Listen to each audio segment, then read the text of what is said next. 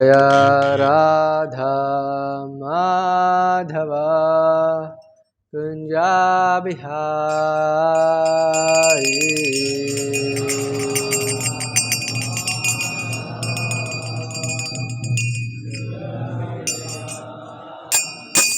जय गोपी जनवल्लभ गिरिवरधारी।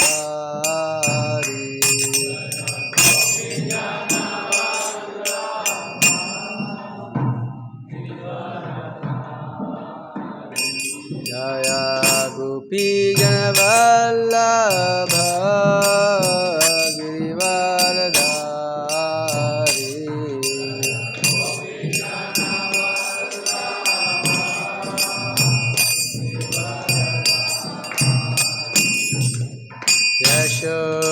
यशोधनन्दन वृषनरञ्जन।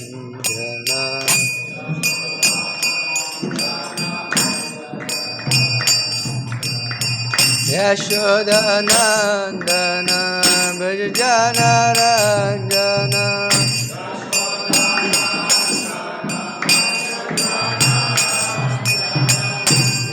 यमुनातीरा वनचारी।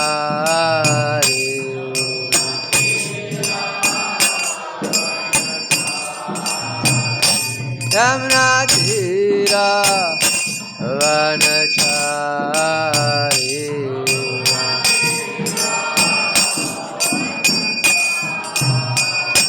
जय राधा माधव कुंज बिहारी।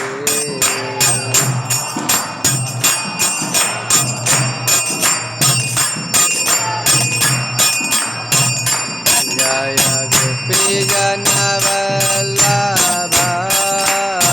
गिरिवरधारी।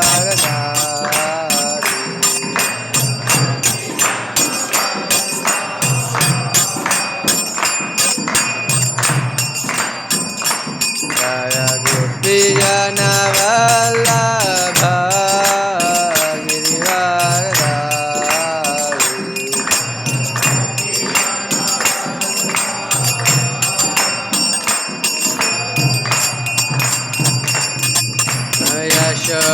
यशोधनन्दन भजनरञ्जन।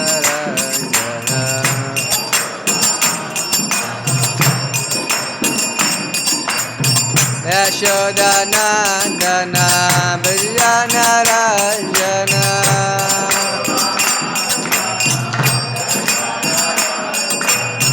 यमुनातीरा वनचारी।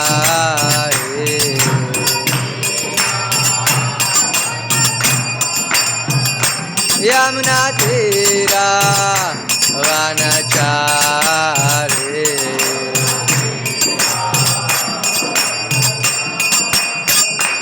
जय राधा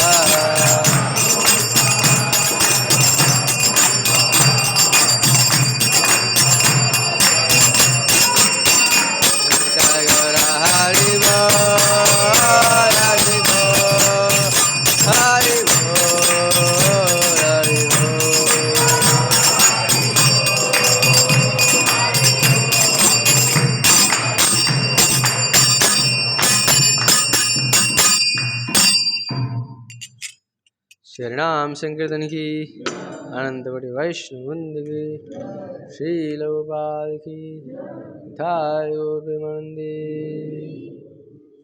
ओम नमो भगवते वासुदेवाय।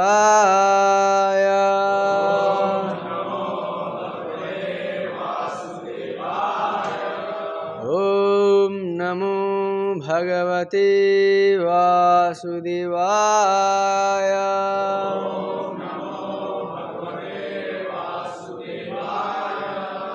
ओम नमो भगवते वासुदेवाय।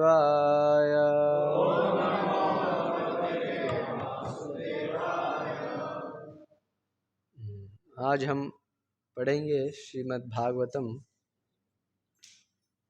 पहला स्कंद और 8वां अध्याय। पहला स्कंद का नाम है सृष्टि।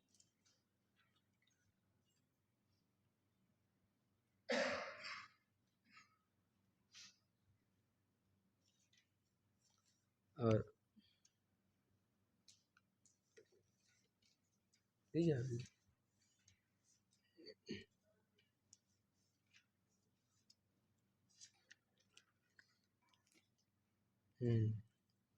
आठवां अध्याय का नाम है महारानी कुंती द्वारा प्रार्थना तथा महाराज परीक्षित की रक्षा। और आज का श्लोक संख्या है 18। मेरे पीछे दौड़ाइए। कुंती उवाच नमस्ये पुरुषं त्वाद्यम् ईश्वरं प्रकृते परम् अलक्ष्यं सर्वभूतानां अंतर्बाह्ये अवस्थितम्। कुंती उवाच नमस्ये पुरुषं त्वाद्यम् ईश्वरं प्रकृते परम् अलक्ष्यं सर्वभूतानां अंतर्बाह्ये अवस्थितम्। कुंती उवाच नमस्ये पुरुषं त्वाद्यम् ईश्वरं प्रकृते परम् अलक्ष्यं सर्वभूतानां अंतर्बाह्ये अवस्थितम्।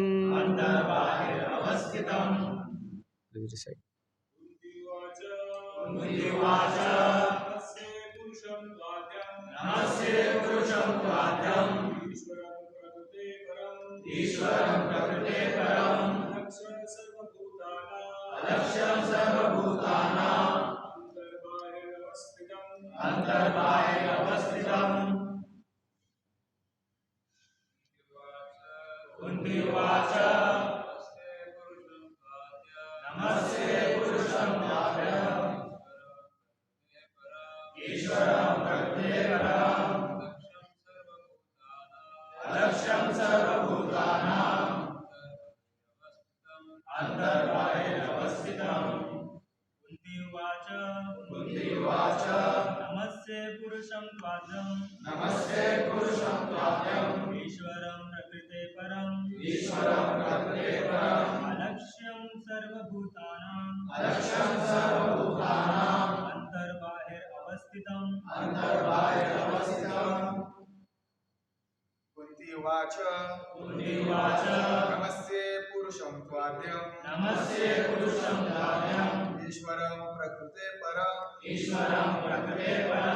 अलक्ष्यं सर्वभूतानां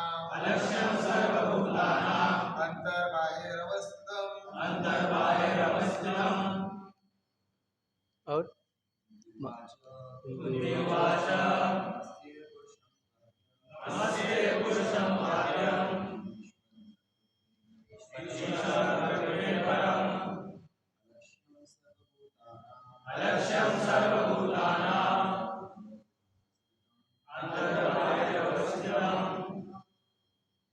माताजी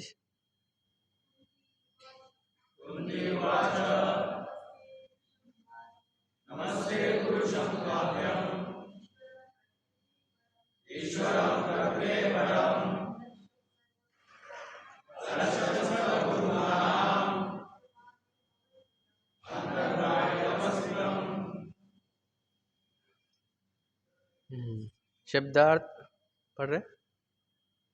पढ़ी पढ़ी।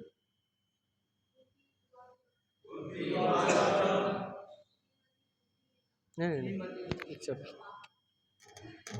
शब्दार्थ अनुवाद तात्पर्य श्री कृष्ण कृपा मूर्ति ऐसी भक्तिवेदांत स्वामी प्रभुपाद जी के द्वारा श्रील प्रभुपाद की। शब्दार्थ कुंती उवाच, श्रीमती कुंती ने कहा, नमस्ते, मेरा नमस्कार है पुरुषम, परम पुरुष को, त्वा आप, आद्यम मूल, ईश्वरम नियंता, प्रकृते भौतिक ब्रह्मांड के, परम परे, अलक्ष्यम अदृश्य, सर्व समस्त, भूतानां जीवों के, अंतः अंदर, बाहि बाहर, अवस्थितम स्थित। अनुवाद। श्रीमती कुंती ने कहा, हे कृष्ण, हे श्री कृष्ण, मैं आपको नमस्कार करती हूँ क्योंकि आप ही आदि पुरुष है और इस भौतिक जगत के गुणों से निर्लिप्त रहते हैं। आप समस्त वस्तुओं के अंदर तथा बाहर स्थित रहते हुए भी सबके लिए अदृश्य है। तात्पर्य, श्रीमती कुंती देवी को भली भांति ज्ञात था कि भगवान श्री कृष्ण आदि भगवान है, भले ही वे उनके भतीजे लगते थे। ऐसी प्रबुद्ध महिला अपने भतीजे को नमस्कार करने की गलती नहीं कर सकती थी, अतएव उन्होंने उन्हें आदि पुरुष के रूप में संबोधित किया जो भौतिक जगत से परे है। यद्यपि सारे जीव भी दिव्य है, लेकिन वे ना तो आदि है न अच्युत। जीव भौतिक प्रकृति के चंगुल में पड़कर नीचे गिर सकते हैं, लेकिन श्री भगवान कभी भी ऐसे नहीं है। अतएव वेदों में उन्हें समस्त जीवों में प्रधान कहा गया है, नित्यो नित्यानाम चेतनश्चेतनानाम। तब उन्हें पुनः ईश्वर या नियंता के रूप में संबोधित किया गया। जीव या चंद्र तथा सूर्य और देवता भी कुछ सीमा तक ईश्वर है, लेकिन इनमें से कोई भी परमेश्वर अथवा परम नियंता नहीं है। वे ही परमेश्वर या परमात्मा है। वे अंतः तथा बाह्य दोनों में विद्यमान रहते हैं।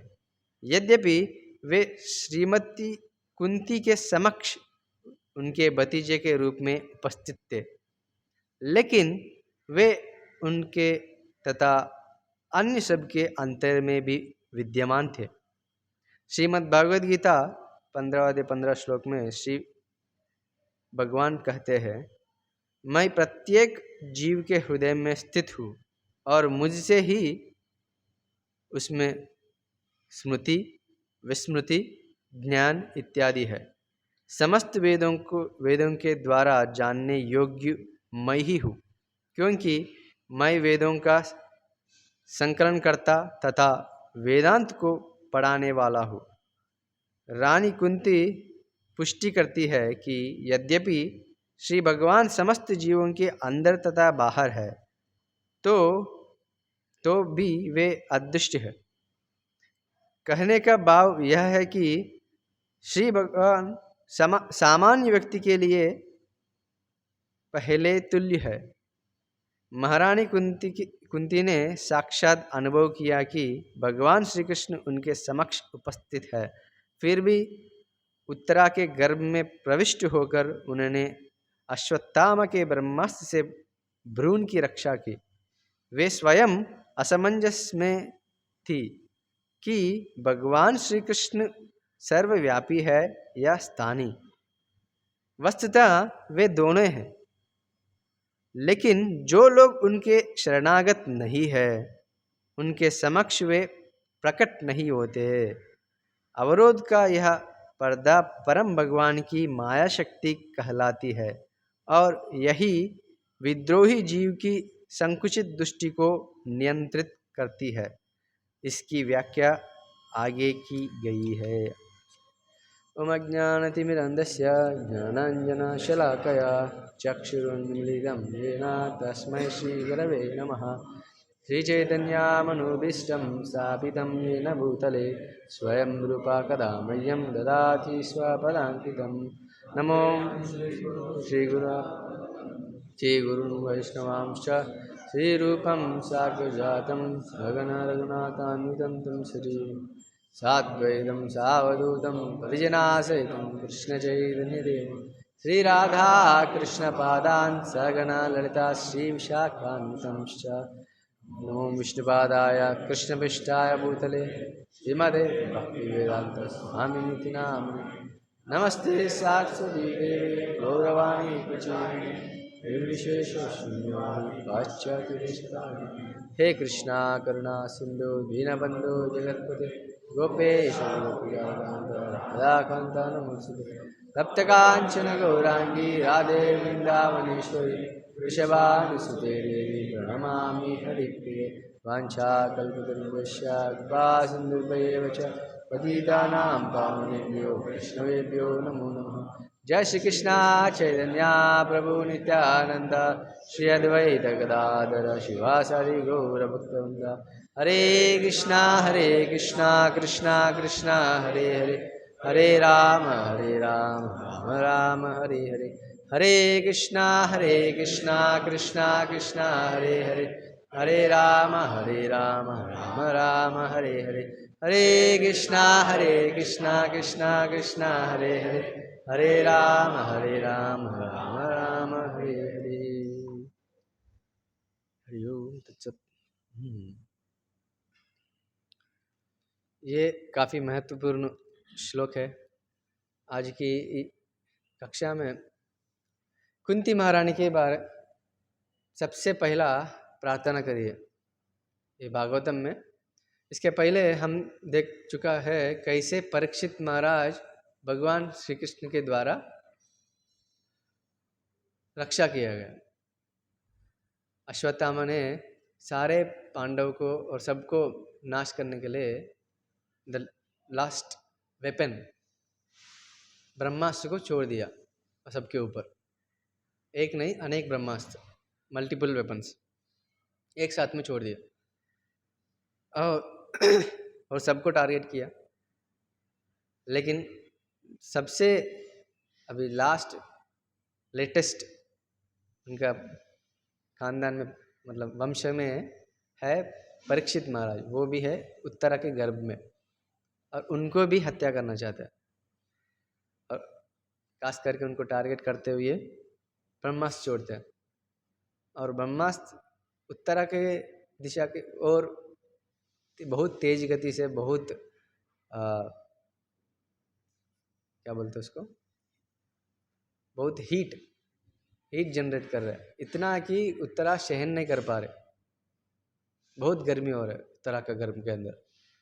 और तुरंत मदर उत्तरा क्या किया था, कृष्ण भगवान के शरण में आए और कृष्ण भगवान को प्रार्थना की, पाही पाही आप ही है, मेरे को रक्षा करो। और कृष्ण भगवान तुरंत रक्षा करते हैं, उत्तरा के गर्भ में प्रवेश करते हैं और ब्रह्मास्त्र को ख़त्म कर देते हैं और परीक्षित महाराज को बचाते हैं। और ये सब हो गया। अभी भगवान ऑलरेडी रथ पे बैठा है, द्वारका जाने के लिए तैयार है और ये सब जो भी उपस्थित है सब देख पा रहे हैं, लेकिन जो क्वालिफाइड है वही देख पा रहे हैं। उनमें से प्रमुख है कुंती महारानी। कुंती महारानी भी देखा कैसे परीक्षित महाराज को भगवान कृष्ण ने बचाया और उस दृश्य को देख के कुंती महारानी को बहुत आश्चर्यचकित लगा और बहुत ये भी लगा, ग्रैटिट्यूड, कृतज्ञता भाव भी भगवान के प्रति उत्पन्न हुआ। और उसी भाव से अभी महारानी कुंती प्रार्थना कर रही है। अभी आज का श्लोक से शुरुआत होकर आगे बढ़ के काफ़ी सारे श्लोक कुंती महारानी प्रार्थना करती है भगवान को, भगवान के भिन्न भिन्न गुणों को, भिन्न भिन्न क्वालिटीज़ को और लीलाओं को, रूप को, भगवान के बारे में गुणगान करते हैं श्लोकों में। अब आज का श्लोक में कुंती महारानी प्रार्थना कर रही है कि भगवान को अपनी भतीजा के रूप में नहीं देख रहे। हालांकि कृष्ण भगवान नेफ्यू है, कुंती महारानी का रिलेटिव है, रिश्ते के रूप में देखा जाए तो। अगर कोई बड़े लोग छोटे वालों को प्रणाम नहीं करते, ये तो संस्कार नहीं है, हमको पता है। छोटे वाले बड़े वालों को नमस्कार करते हैं और आशीर्वाद लेते हैं। लेकिन इधर कुंती महारानी कृष्ण भगवान को प्रार्थना कर रहे हैं। बाकी सांसारिक दृष्टिकोण से देखा जाए तो उनका कुंती महारानी का भतीजा है। जय श्री श्री राधा माधव की, जय श्री श्री जगन्नाथ बलदेव सुभद्रा महारानी सुदर्शन जी की, जय श्री श्री गौर निताई की। अब सांसारिक दृष्टिकोण से देखा जाए तो ये अच्छा नहीं है, बड़े आके छोटे को प्रणाम करना। लेकिन उसको समझाते हुए कुंती महारानी ये प्रार्थना कर रही है। क्या प्रार्थना कर रही है? नमस्ते पुरुषम त्वा आद्यम। नमस्ते, नमस्ते। कुंती महारानी नमस्कार कर रहे हैं किनको?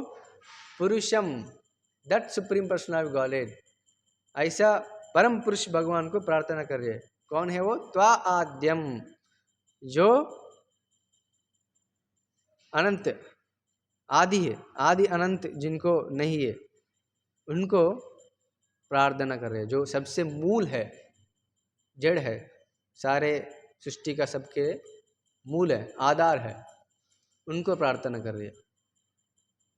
नमस्ते पुरुषम त्वाद्यम। वो कैसे है भगवान?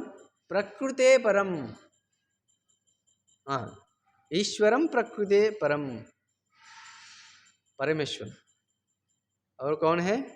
परमेश्वर, सारे ईश्वरों की ईश्वर। अभी इधर ईश्वर का शब्द सिर्फ भगवान शिव के लिए प्रयोग किया नहीं जाता है, ये सबके लिए प्रयोग किया जाता है। ईश्वर का मतलब ये है कि जो नियंता करता है, उनको ईश्वर कह लेते हैं। ऐसा दृष्टिकोण से देखा जाए तो हर एक जीव ब्रह्मांड में नियंता है, ईश्वर है। अपने अपनी परिधि में उनका कुछ कंट्रोलिंग कैपेसिटी है। जैसे कि एक परिवार लिया जाए तो एक परिवार प्रमुख, जो भी परिवार में जो भी प्रमुख रहेगा वो पालन करेगा। उनके अंदर सारे पति पत्नी बच्चे जो भी रिश्तेदार रहेगा, क्योंकि उनके भी कुछ क्षमता है कंट्रोल करने का, उसको भी ईश्वर कहा जाता है। ऐसा देखा जाए तो अलग अलग लेवल पे अलग अलग भी है, देवी देवता भी है, सबको कुछ कंट्रोलिंग कैपेसिटी है, नियंत्रण कर सकते हैं सब, इसलिए सबको ईश्वर कहा जाता है। लेकिन सारे ईश्वरों का एक ही ईश्वर है, वो ही है भगवान श्री कृष्ण परमेश्वर।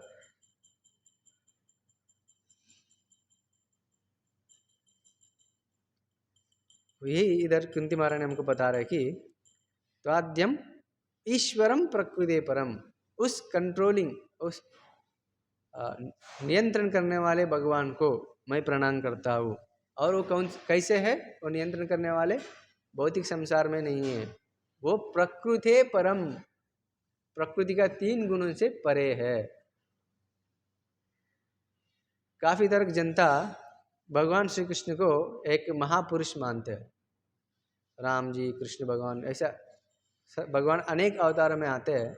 जो मूर्ख व्यक्ति है भगवान को सिर्फ महापुरुष या सुपर ह्यूमन, स्पेशल पर्सन समझते हैं और उसको दौड़ाते हैं और प्रचार करता है। और आजकल जो भी मॉडर्न साइंस में काफ़ी सारे जिसका बुद्धि माया से छीन लिया गया है वो लोग वैसे ही मानते हैं। Historians, mythologists, all those foolish people, they understand Krishna as a human being or a special super human being। उतना ही नहीं, भगवान खुद स्वयं अर्जुन के द्वारा हमको बता रहे भगवद गीता में, जो जो व्यक्ति भगवान को सामान्य मनुष्य रूप में समझते हैं वो मूढ़ है। कौन सा श्लोक है भगवद गीता में बताया?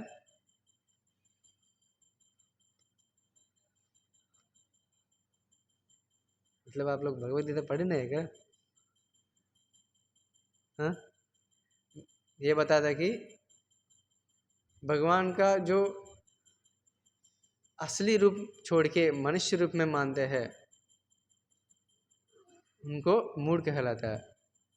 और मेरे को भी याद नहीं आ रहा है सही टाइम पे। हाँ, अवजानन्ति मामूढ़ा मनुष्यम मनुष्यम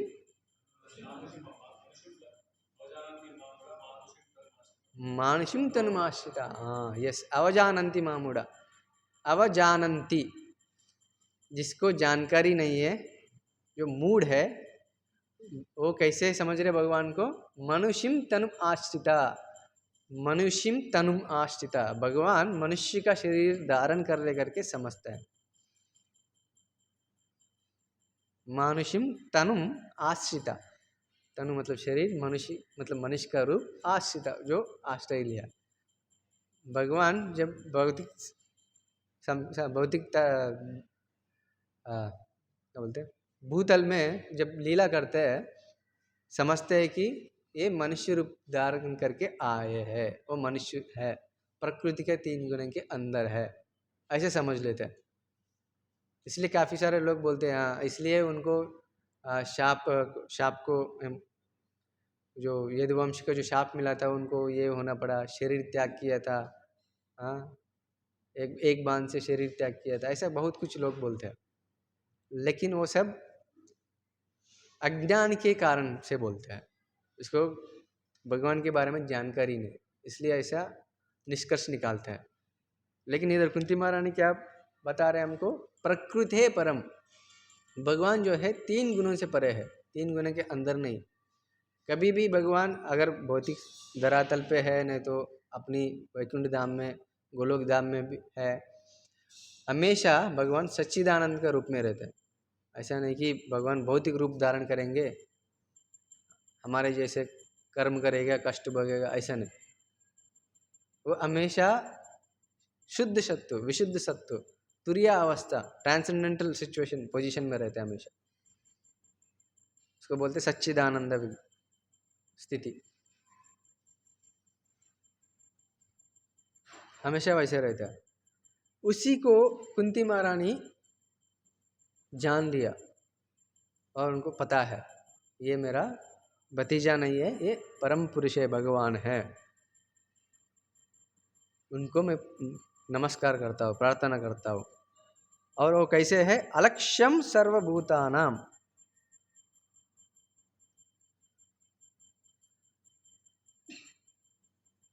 और ये सबको जानकारी नहीं मिलते है भगवान के बारे में। अलक्ष्यम जो निर्लक्ष्य रहते हैं भगवान के प्रति, उनको भगवान कभी भी रिवील नहीं करते हैं। सामने ही भगवान खड़े होते तो भी वो पहचान नहीं पाएगा। बिल्कुल ठीक सामने भगवान आके हमको बताएंगे मैं ही भगवान हूँ, फिर भी हम पहचान नहीं पाएंगे। लेकिन साधारण तक जनता ये समझते है कि जो चमत्कार को नमस्कार करते हैं, ये चमत्कार दिखाया तो भगवान समझ लेते हैं, क्योंकि ऐसा उनको इनपुट दिया जा रहा है मूवीज़ के द्वारा, सीरियल्स के द्वारा, वीडियोस के द्वारा, मीडिया के द्वारा, ऐसा उनको इनपुट दिया जा रहा है। भगवान मतलब ऐसा कुछ भगवान प्रकट हो जाएगा, फिर कुछ बहुत लाइट आएंगे, भगवान का चक्र वैसे रहेगा, 4 हाथ रहेगा, ऐसा ऐसा हमको दिखाया जाता है। और भगवान ऐसा हाथ दिखाया तो पूरा तेज आएगा, कांति आएगा, वो जो सामने वाला आदमी पूरा बदलेगा, ऐसा बहुत कुछ अलग अलग हमको दिखाया जाता है। ऐसे चमत्कार देख के हाँ ये सब चमत्कार करने वाले भगवान हैं ऐसा समझ के बैठता है, लेकिन ऐसा नहीं। भगवान सामने रहते तो भी हम समझ नहीं पाएगा। उसका प्रूफ कैसे है मैं बताता हूँ। उसका प्रूफ ये है कि अगर हम जिंदा है, अभी जीवित है, श्वास ले रहे हैं, मतलब भगवान है, हमको नहीं दिखाई पड़ रहा। भगवद गीता में भी भगवान उनका विराट रूप के बारे में अर्जुन को बताता है।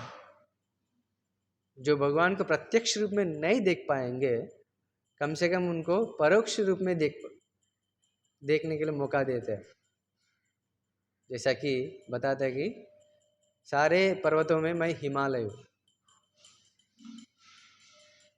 सारे शब्दों में मैं ओंकार हूँ। ऐसे अलग अलग भिन्न भिन्न प्रकार के भगवान बताते हैं, मैं हूँ, ये हूँ, वो हूँ।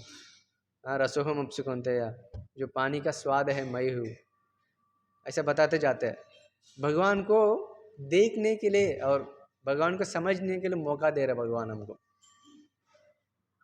प्रत्यक्ष रूप में नहीं समझ पा रहे, जो भगवान की शुद्ध सत्व एब्सोल्यूट ट्रुथ को नई जानकारी ले सकते हैं, लेकिन हमको परोक्ष रूप में जानकारी मिलने के लिए भगवान 7वां, 8वां, 10वां, 11वां सब अध्यायों में भगवान के विस्तृत विराट रूप के बारे में, भगवान की विभूति के बारे में बताया। वो सारे जो निर्लक्ष्य रहते हैं उनको नहीं दिखाई देगा। जो भगवान को विमुख रहते हैं उनको नहीं दिखाई देगा। जो भगवान को द्वेष करते हैं उनको नहीं दिखाई देगा।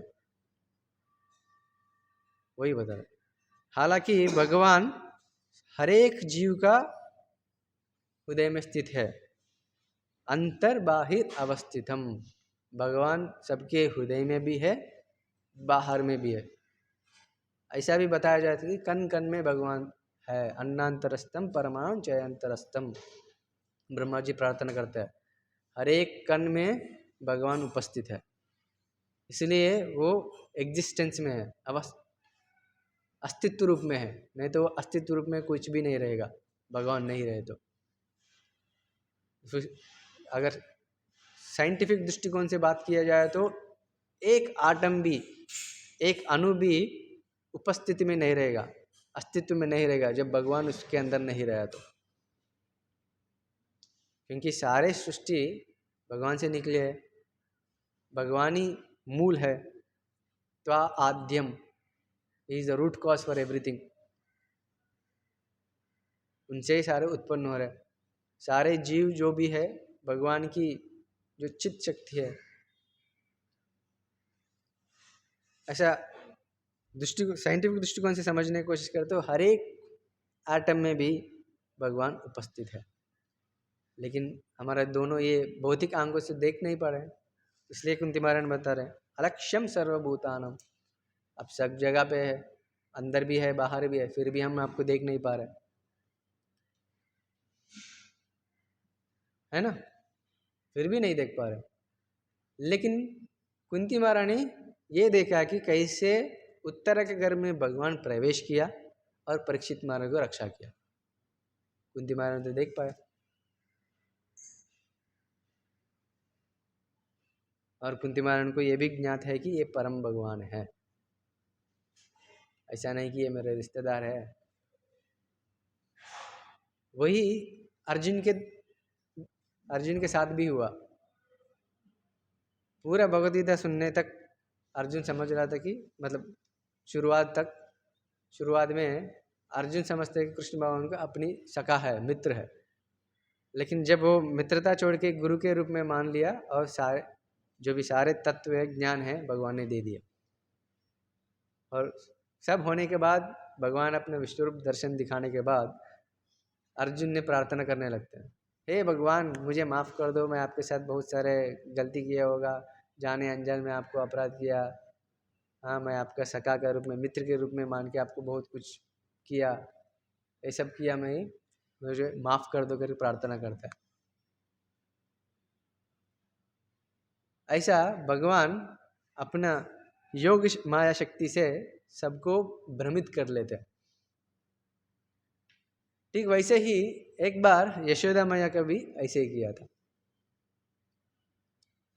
हमको पता है बच्चे लोग बहुत नटखट होते हैं, और एक बार कृष्ण भगवान अपने बाल मित्रों के साथ बाहर खेल रहे हैं, और खेलते खेलते आंगन में मिट्टी खाया, और मिट्टी खाने के बाद ये सब देखा बच्चों ने, और बलराम जी भी देखा, और यशोदा मैया के पास आके कंप्लेन किया, यशोदा मैया ये कृष्ण भगवान ने, ये कृष्ण ने मिट्टी खाया। हम सबको पता है, माताओं को पता है मिट्टी खाते तो क्या होता है, बच्चे है ना, कुछ कीड़ा हो जाता है ना, और डॉक्टर के पास लेकर जाना पड़ता है, और पेट भी दर्द होने लगता है, बहुत कुछ होता है। और यशोदा मैया भी बहुत डर गया, अरे अरे मेरे छोटा लाला को क्या होगा, और पूछा, बुलाया सामने, कन्हैया आप मिट्टी खाया क्या? नहीं मैया, कृष्ण भगवान बता रहे। लेकिन बलराज जी साइड में खड़े होके बताए, नहीं नहीं नहीं ये खाया, उन्होंने खाया। और मैया ने सोचा कि कैसे उनका सच बाहर निकालना है, ये झूठ बोल रहे सच बोल रहे। और तुरंत मैया ने क्या किया, कृष्ण भगवान के कान पकड़ के ऐसा निचोड़ दिया, और तुरंत कृष्ण भगवान ने मुंह खोल दिया आ करके, और तुरंत मैया ने क्या देखा, मिट्टी देखा, क्या क्या देखा, पूरा ब्रह्मांड को देखा, और पूरा ब्रह्मांड में भूलोक को देखा, भूलोक के अंदर वृंदावन देखा, वृंदावन के अंदर यशोदा मैया अपने आप को देखा, और एक क्षण पे भ्रमित हो गया, अरे ये क्या हो गया, ये मेरा बेटा है कि और कोई है, तो परम भगवान तो नहीं है। और प्रार्थना करने लगते हैं, हे भगवान आप मुझे माफ़ कर दो, उधर भी प्रार्थना करने लगता है, और सोचते हैं अरे ये मैं कुछ स्वप्न देख रहा हूँ या सच, ये असली में हो रहा है कि नहीं, मैं स्वप्न में सब ये सब देख रहा हूँ, ऐसा करके सोच में पड़ा। और एक बार मैया अपने आप को ऐसा करके देखा, फिर भी हाँ भाई ये तो रियलिटी है, ये निज है। और बाद में होशा कि अरे ऐसा है तो फिर ये किसी देव देवताओं का माया शक्ति होगा,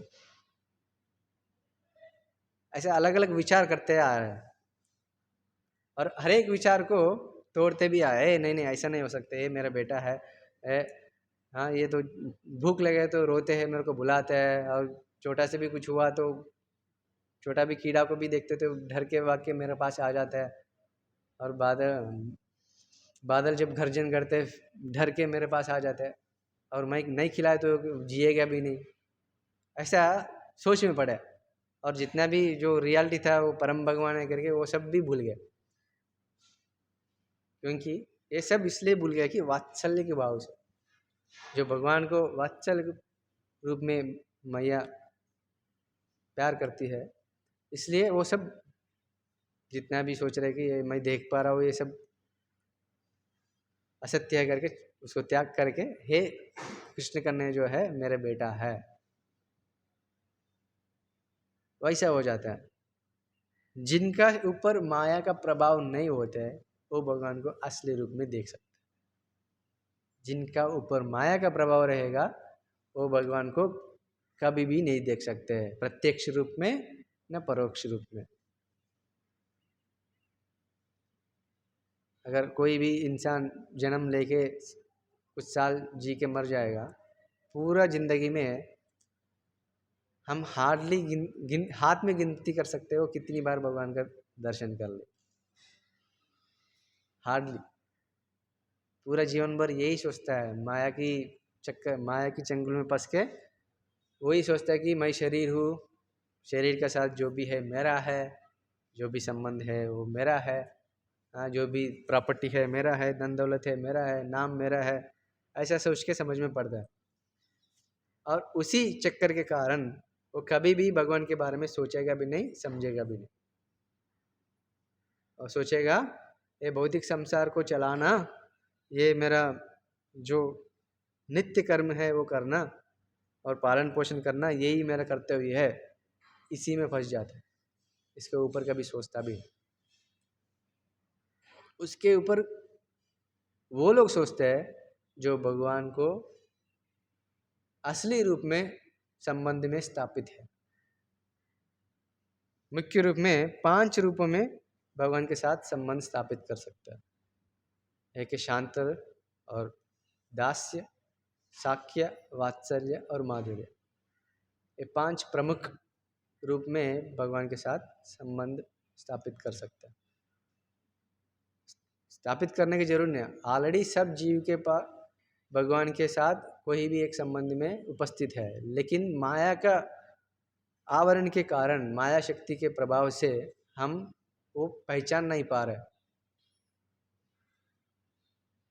माया शक्ति के प्रभाव के कारण हम वो पहचान नहीं पा रहे। यही ईशोपनिषद में 15वां श्लोक में बताया गया। हिरण्मयेन पात्रेण सत्यस्यापि हितं मुखं तत्त्वं पूषन् अपावृणु सत्य धर्माय दुष्टये। हे भगवान, हे समस्त जीवों का पालक, आपका असली मुखमंडल तो आपके चमाते तेज से ढका हुआ है। कृपा करके इस आवरण को हटा लीजिए और अपने शुद्ध भक्त के अपना दर्शन दीजिए। एक प्रार्थना है, जो भगवान को दर्शन करना चाहता है ये प्रार्थना कर सकता है। हे भगवान, कृपया आपका जो माया शक्ति का जो कर्टन है, आवरण है, उसको मिटा दो और अपने आप मेरे को रिवील कीजिए, दर्शन दीजिए। ये माया की शक्ति के प्रभाव से मैं आपको देख नहीं पा रहा हूँ, ये शरीर की चेतना से ऊपर नहीं उठ पा रहा हूँ, ये इमोशनल स्टेट से ऊपर नहीं उठ पा रहा हूँ। ऐसा है, हम अच्छे से प्रार्थना कर सकते हैं। जो ऊपर उठेगा, जो भक्ति कार्य में लगेगा, जो भक्तों का संग प्राप्त करेगा, भक्ति करेगा, वो आगे बढ़ेगा। जैसा कि हम देख सकते हैं कि कृष्ण भगवान के साथ काफ़ी सारे जो पुण्य आत्मा है, जो एटर्नल एसोसिएट्स है, वो सारे नित्य लीला करते रहते हैं। उदाहरण के लिए जो गोप बाला है, वो भगवान के साथ खेल कूदते हैं, भगवान के साथ बातचीत करते हैं, लड़ते हैं, बहुत कुछ करते हैं, साथ में खाते हैं, साथ में सोते हैं। वो कैसे उस स्तर पर पहुंच गया, ब्रह्मदेव को भी आश्चर्यचकित लगा। साक्षात ब्रह्मा जो ये भौतिक जगत का सृष्टि करता है, वो सोच में पड़ा, अरे ऐसे कैसे ये बालक तो भगवान के साथ, परम पुरुषोत्तम भगवान के साथ ऐसे खेल कूद रहे, वो क्या किया, उनके क्या हुआ ऐसा। वो खुद प्रार्थना करता है भागवतम में, इत्यं शता ब्रह्म सुखानुभूत्या दास्यं गतानां परदेवतेन मायाश्रितानां नरदारकेन सकां विजुहं कृतपुण्यपुञ्जः। ये प्रार्थना करते हैं। उसमें बताते हैं कि ज्ञानियों द्वारा निराकार आनंदमय ब्रह्म के रूप में अनुभव किए जाने वाले पूर्ण पुरुषोत्तम भगवान, जिनकी पूजा भक्तों के द्वारा परमेश्वर रूप में दास्य भाव में की जाती है, और संसारी लोग जिन्हें सामान्य मनुष्य मानते हैं, वे उन ग्वाल बालों के साथ खेले जिन्होंने अनेक पुण्य कर्मों के संचय के फलस्वरूप यह पद प्राप्त किया था। ये श्लोक में ब्रह्मदेव ने प्रार्थना ये किया कि इतना कठोर तपस्या, घोर तपस्या करने के बाद जो ज्ञानी मुनि लोगों को भगवान दर्शन देते हैं, किस रूप में, अपनी तेजोमय कांति के रूप में, ब्रह्म ज्योति के रूप में दर्शन देते हैं, अपने निज स्वरूप में दर्शन नहीं देते हैं। हम देखते हैं कि हिमालय में जगह जगह बहुत सारे हजारों साल वो लोग तपस्या करते हैं, और तपस्या, इतना घोर तपस्या करने के बाद भी उनको क्या फल मिल रहे हैं? भगवान का ब्रह्मन स्वरूप, मतलब भगवान का जो ब्रह्म ज्योति को देख पा रहे हैं, जो भगवान का शरीर का अंग कांति को देख पा रहे हैं, बस उससे ज्यादा नहीं देख पा रहे। स्पेशली जो ज्ञानी लोग हैं और जो योगी लोग हैं, वो ज्यादा से ज्यादा कहाँ तक पहुंच पा रहे हैं? भगवान को परमात्मा के रूप में देख पा रहे हैं, उधर तक पहुंच पा रहे हैं वो लोग, उससे आगे नहीं पहुंच पा रहे।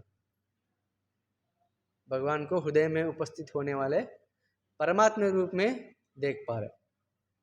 लेकिन भगवान को असली स्वरूप में वो लोग देख पा रहे हैं जो भगवान का भक्त है। सिर्फ वही लोग देख पा रहे हैं भगवान को निज स्वरूप, असली स्वरूप।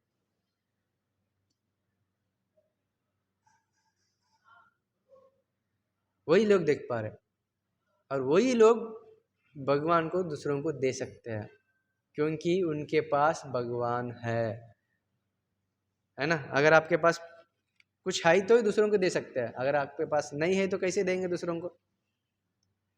भगवान खुद भागवतम में एक लीला में उनको बताता है कि भगवान अपने भक्तों का अधीन में है। The Lord is under control of his devotees. भगवान अपने भक्तों का अधीन में है और भक्त भगवान को नियंत्रित कर सकता है। तो सारे जीवों को नियंत्रित करने वाले परमेश्वर को भक्त नियंत्रित कर सकते हैं, जो भगवान के शुद्ध भक्त, और वही दूसरों को भगवान को दे सकते हैं। इसलिए हमको एक मौका मिलता है कि वैसे ही शुद्ध भक्तों का संगत में सांगत्य में आके भगवान को प्राप्त कर सकते हैं। और इसलिए हमारा ISKCON international society for Krishna consciousness के द्वारा जगह जगह मंदिरों की स्थापना किया जा रहा है और लोगों को एक मौका दे रहा है शुद्ध भक्ति करने का और भक्तों का संग करने का, और भक्ति करने का एक मौका मिल रहा है। आप जो भी इधर आसपास सदस्य सब लोग इस फायदा को लाभ उठाइए और आइए, भगवान का सामने आइए और दर्शन लीजिए, कथा सुनिए और भक्ति कार्य में निमग्न रहिए। और ये सब करने से क्या मिलेगा हमको? जैसा कि जो ग्वाल बाल जो है भगवान के साथ खेल कूद रहे, वो कैसे किया? कृत पुण्य पुंजहा। ये सारे ऐसे भक्ति कार्य कर करके सुकृति बढ़ा के और भगवान के नित्य लीला में शामिल हो गए। हमको भी मौका मिलेगा जब हम करते करते करते करते पूरा उधर जाने के लिए बराबर अमाउंट सुकृति हमको मिलेगा, तब जाके हम भगवत धाम वापस जाके भगवान के साथ लीला में उपस्थित हो सकते हैं। ऐसा नहीं कि मैं अभी कर रहा हूँ कुछ हो ही नहीं रहा, ऐसा सोचिए मत। कुछ होगा, है ना।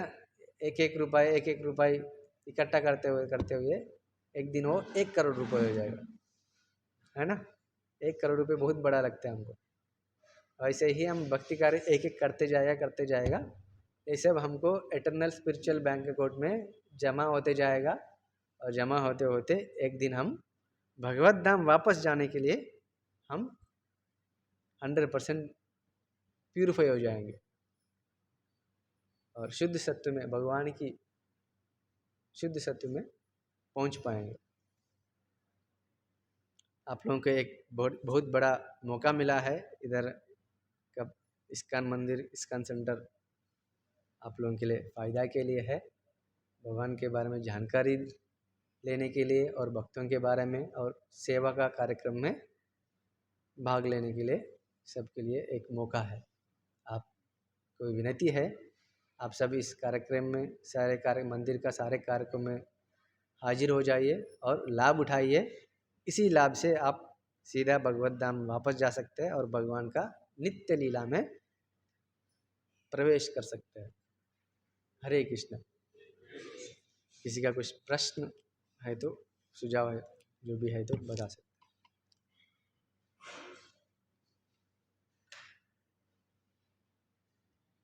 है ना। हम देखा कि जैसा कि यशोदा मैया ने उस स्तर पे पहुंच गया कि भगवान को भी नियंत्रण कर रहा है। ऐसे स्तर पे हर कोई पहुंच सकता है, लेकिन जो विधि विधान से जो शास्त्र में बताया गया उसको उस रास्ते पे चलते चलते उधर तक पहुंच पाएंगे। जिसको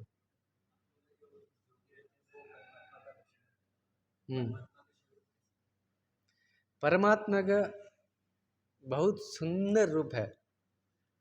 इतना सुंदर रूप है कि हम हमारा नज़र साइड में भी हटेगा नहीं। ये सारे सुंदर रूप वर्णन के बारे में तीसरे स्कंद में बताया गया है। कैसे भगवान का ये सारे सुंदर रूप के बारे में वर्णन किया गया। ये सीरीज ऑफ श्लोकास है, इसमें बताता है कि कैसे भगवान का सुंदर दृश्य है। वो इतना बड़ा है कि एक क्या बोलते हैं अंगुष्ठा, हर एक का जितना थंब का साइज होता है उतना साइज में रहता है। इतना हमको बहुत बड़ा है भगवान, लेकिन हमको पता नहीं चलता इतना बड़ा है। हम्म।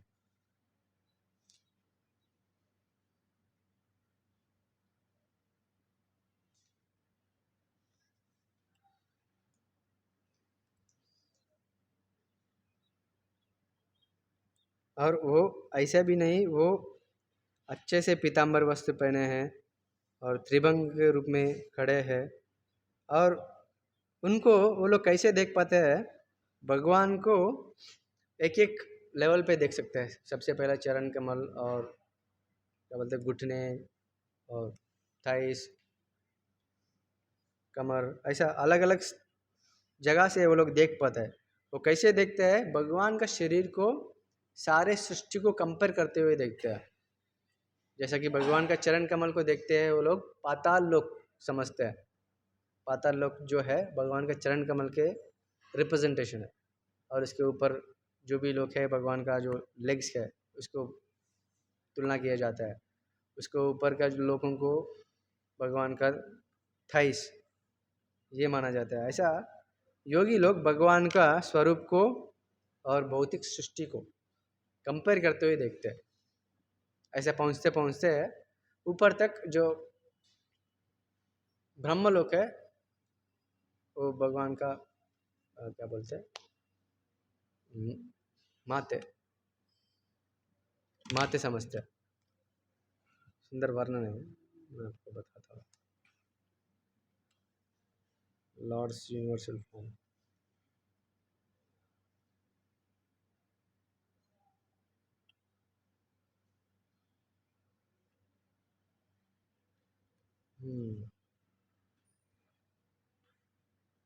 और ये भगवान का ऐसा रूप वो लोग देख सकते हैं जो परिपूर्ण नहीं है। वो लोग ऐसा भगवान को रूप में देख सकते हैं, लेकिन जो भगवान का परिपूर्ण है वो लोग भगवान का दिव्य रूप को देख सकते हैं। उसके बारे में हमको पता है। भगवान को जो पीताम्बर वस्त्र पहनते हैं, मोर पंख पहनते हैं, जिनका आंख कमल के समान है, जिसका नाक बिम्बा फ्रूट के समान है, ऐसा अलग अलग है। बहुत सुंदर रूप को दर्शन लेता है।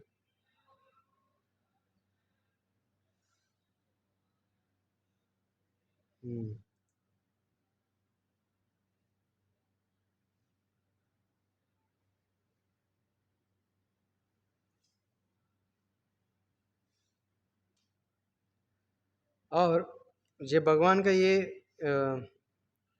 यूनिवर्सल फॉर्म को देख पाना जो भक्ति में सबसे पहला माना जाता है stepping stone to devotional service.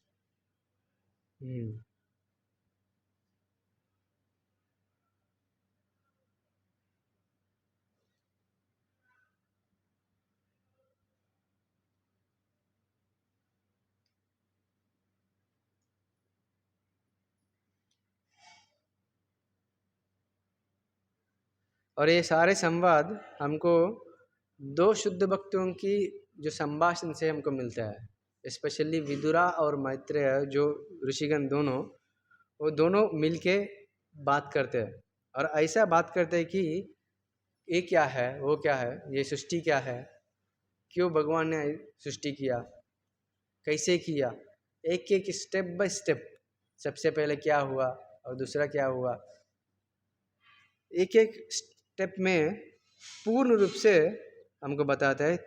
तीसरा स्कंद में, भागवतम का तीसरा स्कंद में बताते हैं। और उसी संभाषण में ये बताता है कि भगवान का बारे दर्शन जो परिपूर्ण योगी लोग हैं वो कैसे देख पाता है, जो परिपूर्ण नहीं है वो लोग कैसे देख पाता है, ये इधर सब बताया गया। ये है श्रीमद् भागवतम का तीसरा स्कंद और 6th चैप्टर। इसमें बताया है कि भगवान का बारे में, भगवान का यूनिवर्सल फॉर्म के बारे में बताया, वो कैसे देख पाता है योगी लोग।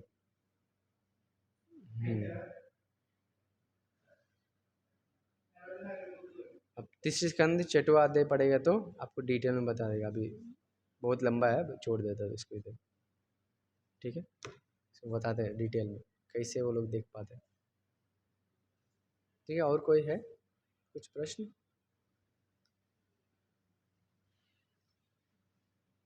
ठीक है, अब इधर ही विराम करेंगे।